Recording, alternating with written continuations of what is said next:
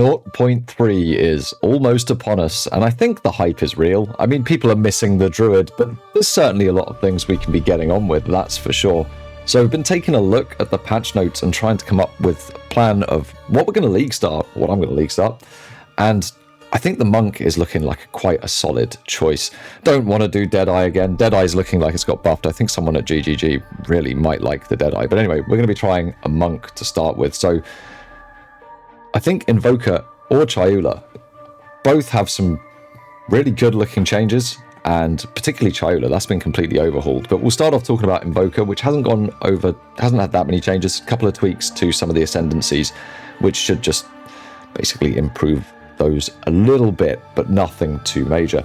But if we look at the good, the tank of it doesn't look like it's going to have changed much at all. It's still going to be super strong. We've got access to a lot of energy shield nodes, quite close to Chaos Inoculation, and with Essentia Sanguis, the gloves, it looks like we're going to be able to do some really good sustain with energy shield again. That was pretty solid to the Juggernauty build that I made last league, so that's looking like it's still going to work straight off the bat. Elemental Expression's been buffed. I still don't think it's going to be particularly good, but there might be some synergies with Crown of Eyes and going more into the spell damage side of things that could make this scale quite well now. It's had about a 50% flat damage increase. With the attack speed from Hollow Palm as well, this is probably more late game, I would be thinking, because of just how Hollow Palm looks like it's going to scale. Attack speed is going to trigger more elemental expressions. That should do well for clear, but I don't think it's going to do well for bossing, but there could be an interesting build there with elemental expression, cast on crit, comet, something like that, and some weird scaling. Tempest Spell has actually had a buff. I was really hoping they would reduce the 0.25 internal cooldown, but they haven't. It's still 0.25, but the quality now increases damage for each time the bell has been rung. Not sure if they're going to be multiplicative on top of each other or additive. Depending on how that goes will depend on just how strong it is, but getting to an extra 50% more fizz damage with the bell being now basically pure fizz, that's looking like it could be possible with the new lineage supports, although it's probably the really rare one that we're going to need, giving the plus 10% quality. That and the plus quality that we've seen on Tree, we could quite easily get that to 5% more damage per ring that's been done, and therefore scale that quite a bit higher than we were. Cast on Ailment looks like an interesting change. It should be really easy to consume the plus 40 spirit with and scatter them to not unscatter them to the winds and lead me through grace. Well, we should have enough spirit for that. However, it is going to eat into some defensive auras. It should synergize really well with Cold Lightning hybrid that the monk tends to be. Therefore, we're going to be getting lots of procs of that. Hopefully more procs than we were seeing with either an individual cast on freeze or cast on shock. If we do see more casts, then that could be particularly strong. It could be on par with cast on crit, but cast on crit's still looking solid for comet spams. The reductions to mana costs across the board as well should be quite nice, and the increased fizz damage from Bell should be quite nice as well. Given that the comet is very good at hitting the bell, no matter what the hell's going on, it seems to be very good at that. So yeah, movement speed. Close to the majority of known movement speed nodes at the moment. I don't think it's as fast as Deadeye, but it's pretty fast. And for late game transitions, the Lightning Arrow Invoker that we played to 100 last league was very, very strong. There's crit and attack speed variants of that. And we've had some leaks from over in China that looks like the tier 3 proj speed gem is going to give +1 projectile. So depending on what some of these projectiles do, we could end up with some crazy strong builds based on the supports. I think anything around Lightning Arrow and bows is going to be very good, and Invoker does just play into that really, really well. I think Chayula would as well. Chayula is a bit more of an interesting set of changes though. So just to look at the movement speed, by the way, like Monk starts here, and like all the movement speed nodes are all around here. Much the same as the Deadeye, it's just the fast part of the tree. There isn't movement speed anywhere else. It just doesn't exist. If you're a warrior, you are absolutely shit out of luck. So go figure, you know. But yeah, fast class transitions into some really good scaling late game with Lightning Arrow. Hopefully there's some scaling we can find on Quarterstaff, or Hollow Palm turns out to be absolutely crazy, but I think that's a trap until late game. We're going to get onto that shortly.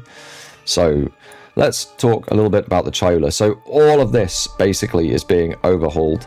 I'm not a big fan of the darkness side of things, so I'm not going to go into that too much. I hear it used to be quite good for Sekima's runs, but I think some stuff was fixed there. But effectively, we're going to have many changes to this side of the tree, which all look quite good. So, consuming questions, unraveling, changes to duration of ailments synergizes really well with the change to this ascendancy. So what this ascendancy does is every 2 seconds your chaos damage alternates between either freezing, igniting, or causing flammability, and shocking. With the ailments now lasting 8 seconds, it's going to get through all 3 of them and then be back to the start before it's fallen off, so you're going to be like refreshing durations and that sort of stuff. So that should synergize quite well. The removal of energy shield leech looks likely from the tree as well. This does look like a bit of a bad thing, but we can offset that with Insentia Sanguis, just like we would with the Invoker. And reality rending should make it a pretty powerful defensive tool. Yeah, which is going to give us extra damage as chaos, right? So, in fact, has that been changed? Where's Chayula?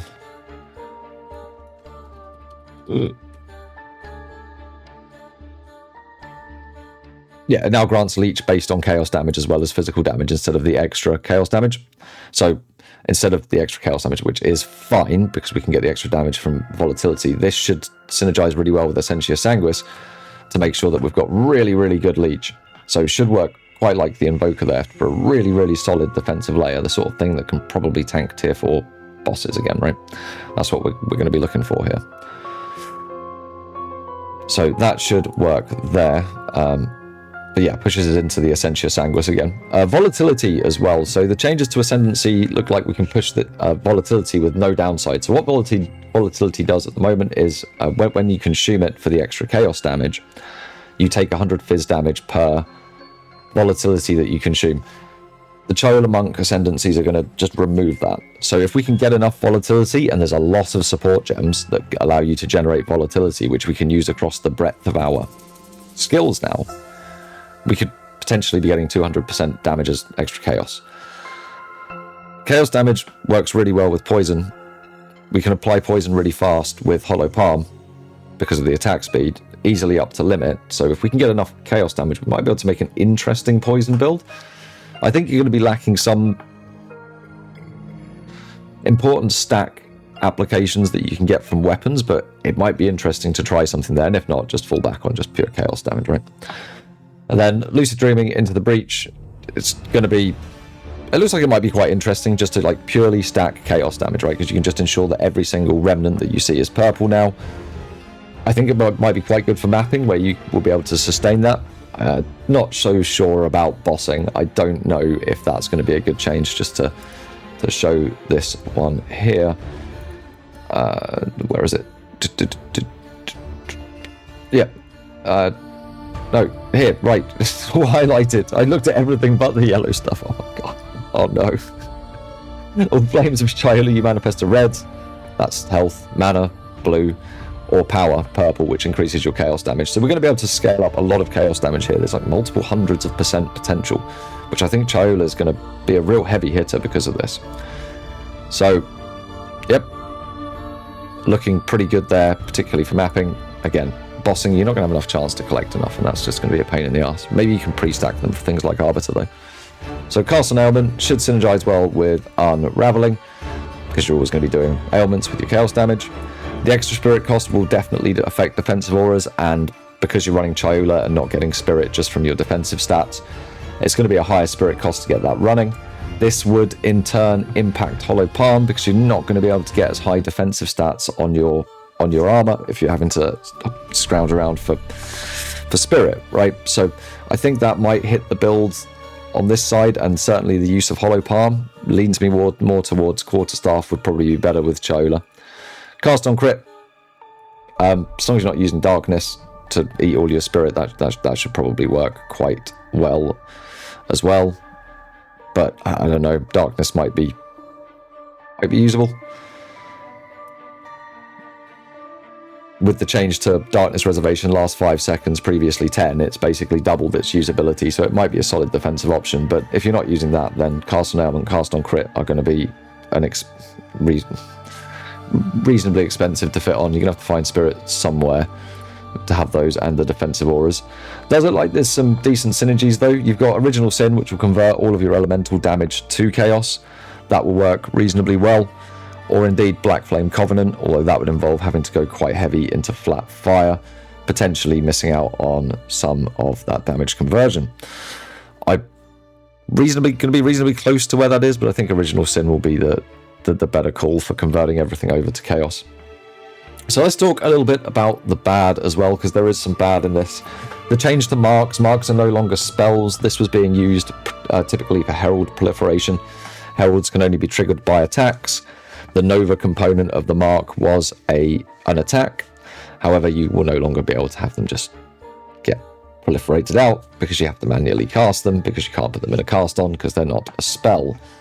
And lastly, Hollow Palm. I've put this in the bad because I think some people are going to fall into a huge trap.